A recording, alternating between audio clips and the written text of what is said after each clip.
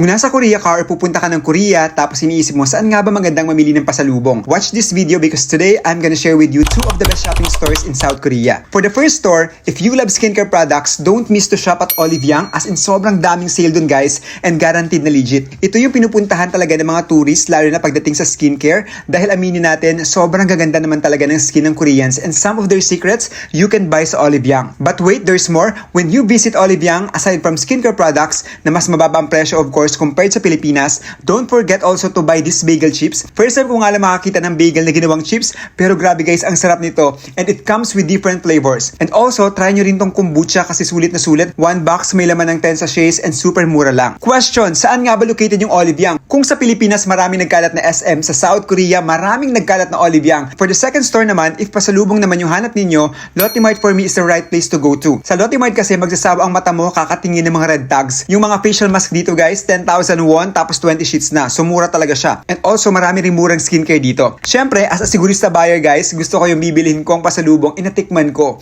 And luckily sa Lotte Mart may mga free taste. Kaya ayun, sa kaka-taste namin, ang dami naming na-add to cart. Meron rin silang Lotte outlet ha. If you want to buy branded stuff, pumunta kami niyan sa Busan pero di ako masyado naka-video kasi nga nalobat niya yung phone ko. Yung shoes talaga sa Lotte outlet, ang mumura rin talaga. Like itong Skechers na to, dito sa Pilipinas naka-sale to ngayon 4K. Doon sa Lotte outlet, mabibili mo lang to ng 2,000. Merong Lotte outlet beside Seoul Station. Yung Lotte Mart naman na pinuntahan namin, sa katabi lang rin to ng Seoul Station. Ito ang mahalagang tanong, may tax refund ba? Yes, meron po. Sa Olive Young and Lotte Mart, both of these stores ay may immediate tax refund. Anong ibig sabihin nun? Once na nagbayad ka na, nare-reflect na po yung tax refund ninyo, kaya mapapansin ninyo sa resibo, mas mababa yung nabayaran ninyo o babayaran ninyo. If you like this video, don't forget to share and follow me for more practical gala tips. Happy travel!